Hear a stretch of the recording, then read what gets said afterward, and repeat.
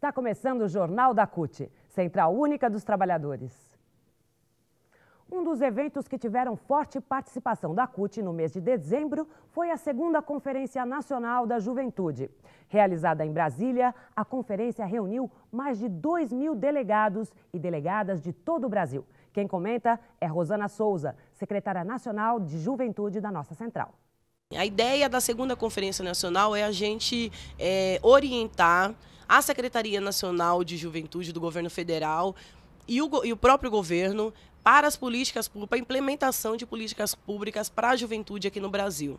Então, a participação de jovens de todos os setores, inclusive da juventude trabalhadora, da juventude cutista, ela faz com que algumas bandeiras, algumas reivindicações que são feitas pela juventude sejam incluídas na pauta do governo federal e da Secretaria Nacional de Juventude.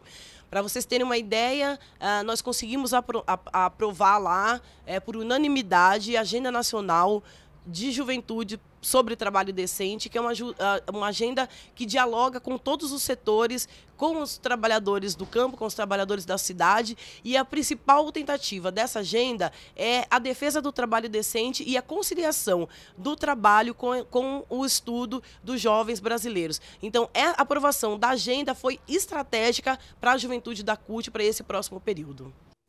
Em dezembro, a Comissão de Assuntos Sociais do Senado aprovou o projeto de lei que regulamenta a profissão de comerciário.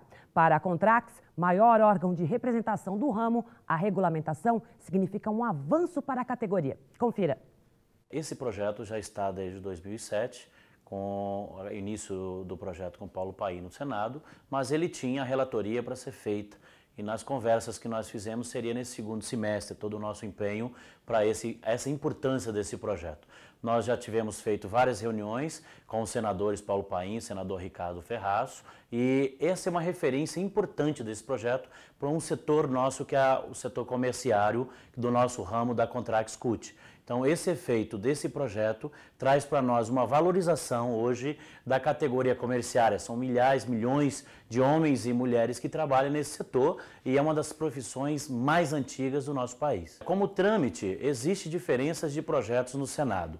O senador Paulo Paim, com a origem desde quando uma comissão de trabalhadores foi até ele para se criar esse projeto, e outros senadores, no transcorrer do debate interno dessas casas de leis, tanto no Senado e depois a Câmara também teve alguns indicativos perto desse conteúdo, fizeram alguns projetos diferenciados. O projeto diz sobre o reconhecimento da categoria, fala sobre jornada de trabalho, tinha inclusive um tema que é a questão do trabalho aos domingos, também estava inserido nesse processo. Tem algumas coisas por tipo a redução da jornada de trabalho para quem trabalha em shopping, em turnos. Então tem algumas frações muito importantes. Uma outra origem é a questão do dia do comerciário, que a gente tem uma referência de celebração ou comemorativa em alguns lugares, que nós consideramos que é dia de luta. E aí no projeto também parece que colocava isso. Então tinha algumas ideias que divergiam e outros 2 ou 3 projetos. O projeto parece que é do senador Pedro Simão, que também estava, e me parece que nesse documento do relator Ricardo Ferraz, isso se junta para que de fato vá uma aprovação muito rápida e que é de interesse do nosso setor, do setor dos comerciários, do nosso ramo Contrax CUT. E nós entendemos que isso é importante. Isso é a valorização para o trabalhador que está no seu local de trabalho. Nós, quando começamos em 1930, que éramos considerados comerciários, o nome certo era caixeiros viajantes. E esses trabalhadores hoje têm o orgulho de se sentir ter no seu contrato de trabalho assinado como comerciário. Porque hoje tem balconista, tem repositor, tem outras atividades. Só que o comerciário no setor faz muitas coisas, não é só o vendedor. Então tinha o vendedor, tinha o balconista, tinha o repositor e outros gerentes e tal. Só que nós somos uma categoria, como reconhecida, que reúne todas as profissões, somos comerciários. E num processo de negociação coletiva, a classe empresarial, os sindicatos patronais precisam entender que essa categoria ela tem um valor importante. Muitos dos estados é a categoria que mais contribui para o ICMS do Estado. E aqui nós queremos essa valorização, essa capacidade de negociar que pode ser aumentada, essa importância que vamos dizer de se reconhecer, de se orgulhar de uma categoria e ter que colocar no seu contrato de trabalho essa importância como comerciário. A situação no campo passou por momentos complicados em 2011. Nós conversamos com João Pedro Stedley, coordenador do MST, sobre o primeiro ano de Dilma Rousseff na presidência e a preocupação com o avanço do agronegócio e a retomada da reforma agrária. Bom, em primeiro lugar, há muitas maneiras de você fazer um balanço de 2011. Do ponto de vista dos camponeses sem terra, infelizmente ainda nós temos um balanço negativo, porque nós fizemos várias mobilizações, fizemos vários acordos com o governo, mas infelizmente quando cai na máquina burocrática do governo, emperra. Então o governo Dilma está em dívida conosco. Por outro lado, com a crise internacional, o capital financeiro internacional correu para o Brasil para se proteger da crise. Então nós tivemos aí, nos últimos 2 anos, a entrada de 80 bilhões de dólares que foram aplicados em patrimônio, terra, usina, etanol, agricultura em geral. E isso, então, alterou a correlação de forças, porque agora, quando nós ocupamos uma terra, ou quando nós queremos discutir o que produzir na agricultura, na verdade, nós estamos enfrentando os interesses do grande capital internacional que correu aqui para o Brasil para se proteger. Mas, por outro lado, eu acho que também nós tivemos pequenas vitórias políticas durante o ano, em que a sociedade brasileira deu sinais que está mais consciente de que nós temos que ter um outro modelo agrícola para produzir alimentos para o nosso país, que é o caso da campanha nacional contra o agrotóxico, é o caso das formas, das pesquisas que nós temos em relação ao Código Florestal, que 80%, 88% é contra a mudança no Código. Enfim, eu acho que houve um processo de conscientização política da sociedade, mas ainda poucas vitórias concretas para os camponeses. Um dos livros mais vendidos em todo o país no mês de dezembro foi fruto de uma pesquisa de 10 anos. A Privataria Tucana, do premiado jornalista Amaury Ribeiro Júnior, reuniu documentos que comprovam o maior assalto ao patrimônio público brasileiro. Nossa reportagem esteve no lançamento da 2ª edição do livro, no Sindicato dos Bancários, em São Paulo. Foi fantástico. O Ricardo Couto, que é um colega meu, um jornalista premiado, antigo de várias épocas, né? Ele escreveu esse artigo que foi publicado, né? O fim da grande imprensa, né? Então aquela sátira que faz aquela queda que simboliza não só a queda do céu, mas a queda de todos, de toda essa mídia aí comprometida, que jogou sujo por todo lado, jogou sujo, mesmo contra a presidente Dilma, que é uma pessoa seríssima, né? Pessoa que tem um passado. Eles não conseguiram atingir a Dilma, em nada, porque a Dilma nunca fez nada errado na vida. Eles tentaram bisbilhotar. Eu acho que o fato desse pessoal da pesada, dos arapongas, tentaram bisbilhotar a vida da Dilma e não ter achado nada, não acharam nada. Aí começaram a apelar o quê? Para a baixaria, falsificar a ficha dela. O que fizeram, o que essa campanha fez? O massacre que esse pessoal fez contra ela, eles são perdedores, que eles perderam. Eles também me colocaram numa situação ali difícil, no final do ano passado, por causa da eleição. Quando a eleição acabou tudo aquilo. E hoje, um ano depois, eu estou aqui de volta, um momento de alegria, mas também de revanche, né? E para dar o troco, e o troco foi bem dado, que eles estão tendo dificuldade de assimilar até hoje. Só pelo esse ato aqui já valeu o lançamento do livro. Eu fiquei emocionado, hein? Porque a gente que mexe com esse povo, a gente leva cacetada. O ano passado eles me expuseram muito. E você vendo aqui, esse negócio foi muito bonito, hein? Porque você vê que veio gente lá de vários estados, veio gente de Angra dos Reis, veio gente de Mato Grosso, veio gente de todo lugar.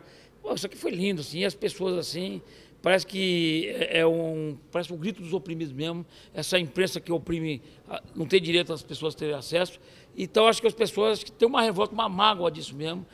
E essa censura que essa elite paulistana ignora, tenta impor a todos os moradores dessa cidade. Então, eu fiquei emocionado, viu? Assim, eu ainda estou emocionado porque acho que foi um dos momentos mais bonitos da minha vida, assim. Isso aqui foi lindo. Eu, assim, de tanta tensão que a gente vive e de tudo, as primeiras entrevistas foram mais nervosas, porque a gente tem que enfrentar esses caras, tem que jogar, que tá grosso porque eles vêm para cima da gente, então às vezes se ele falar fino com eles não dá. Mas hoje, assim, esse ato aqui valeu por tudo, valeu por tudo. Assim, vai ser uma coisa que eu nunca vou esquecer na minha vida. O livro foi lançado com um debate envolvendo personalidades atuantes na defesa da liberdade de imprensa no Brasil. Transmitido pela internet, o evento mostrou a força das redes sociais e a imprensa independente, rompendo o bloqueio da grande mídia.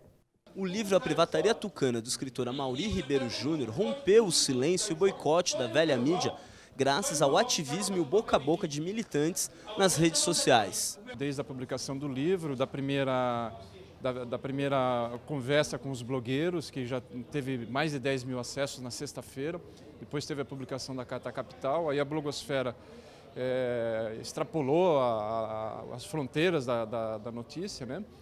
E o cerco da mídia acabou criando mais interesse. E também eu acho assim, o Serra, essa história é um pouco a revanche das pessoas de terem apanhado tanto preconceito, né, tanta perseguição, e agora eu acho que é o troco de uma maneira bem feita. Agora também é preciso entender toda a luta política que tem em torno disso, né? A gente não pode também ser ingênuo. Então, são dados. Interessa desgastar o Serra, mostrar a verdade, mas também nós precisamos ser críticos em relação aos parceiros, como está ocorrendo nesse debate. Nós encerramos o ano com uma baita de uma vitória, porque a mídia simplesmente abafou o livro, a mídia fez de conta que não sabe do livro, então vários colunistas que adoram arrotar verdades para tudo, não se pronunciaram.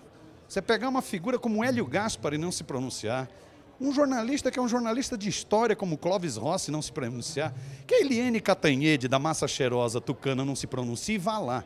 Agora, você tem jornalistas importantes que não estão se pronunciando.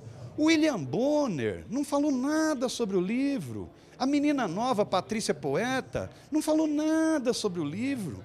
Então, a mídia abafou. Quem fez o agito do livro? Foram essas redes sociais, essa blogosfera. É um barato. Eu acho que nós demos uma surra na mídia no final do ano. No final do ano, o Serra, dessa vez, não foi atingido por uma bolinha de papel, foi por um livro, puff, na cabeça, 120 mil exemplares, é uma baita bolona de papel, e eu acho que a mídia levou uma surra também. O livro do Amaury, você teve um grande brasileiro chamado Aloysio Biondi, que fez um estudo sobre o processo de privatização, escreveu 2 belíssimos livros, uma coletânea que saiu pela Fundação Perseu Abramo, chamado Brasil Privatizado, onde ele mostrou que ali houve um processo de crime. Era um crime pegar estatais de peso e entregar a preço de banana. O Aloysio comprovou como aquilo tinha sido entregue por preço de banana. O que faz o livro do Amaury? O livro do Amaury dá mais um passo. O Amaury mostra o seguinte, e o livro é impressionante, o Amaury mostra o seguinte, não foi só por uma concepção, não foi só a ideia do Estado mínimo, de que as estatais são elefantes que precisam ser privatizados, não é isso? Não foi só um problema de concepção neoliberal, foi também roubo. Muita gente se aproveitou do processo de privatização para desviar dinheiro, utilizando mecanismos que são utilizados pelo narcotráfico, pelos traficantes de droga, pelos traficantes de arma, pelos traficantes de diamante, né? Mecanismos de lavagem de dinheiro, de offshore, de fora da costa, não é isso? O livro do Amaury comprova. O livro do Amaury é impressionante porque ele é um jornalista muito corajoso, ele dá nomes. Então não é que ele está falando em tese, ele chega e mostra. A filha do Serra, a Verônica Serra, junto com a Verônica Dantas, a filha daquele banqueiro especulador Daniel Dantas, montaram uma empresa numa offshore. O genro do Serra estava montado em esquemas. O primo do Serra, o tesoureiro do Serra, ele dá nomes. Então o livro é impressionante nesse sentido. É impressionante. E de forma...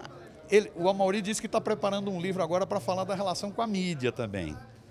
Porque de forma indireta ainda, mas outros já estão indo atrás, o Eduardo Guimarães tem feito belos trabalhos nesse sentido, a mídia defendeu a privatização também não foi só por um processo de não foi só uma questão de concepção, de Estado mínimo, de fim dos elefantes brancos, bababá. Não foi só isso, não. É que ela também está envolvida no esquema de privatização, ela também levou grana. Ela levou grana principalmente no processo de privatização das teles, das telefônicas. Então o livro, ele é um complemento ao Aloysio Biondi, dando nome aos bois, e ele abre novas brechas. Desse livro nasce muito mais coisa. Antes de mais nada, o livro do Amaury é uma excelente reportagem. Vamos esquecer tucanos, vamos esquecer petistas, vamos esquecer Serra, vamos esquecer Lula. E vamos pensar no seguinte, esse livro recupera a ideia do jornalismo no Brasil, a ideia da reportagem, a ideia de divulgar fatos que ninguém conhecia, entendeu? Aí isso tem implicações políticas importantíssimas, gerou em tempo recorde uma CPI, é um fenômeno ainda que está todo mundo aturdido com ele. Agora, o fato inicial é o seguinte, viva o bom jornalismo. Eu, como jornalista, penso assim, viva o repórter. Chega de colunista, chega de Hélio Gaspari, chega de Miriam Leitão, chega de palpiteiros, entendeu? Vamos pegar notícia, fato. A lista suja do trabalho escravo bateu novo recorde.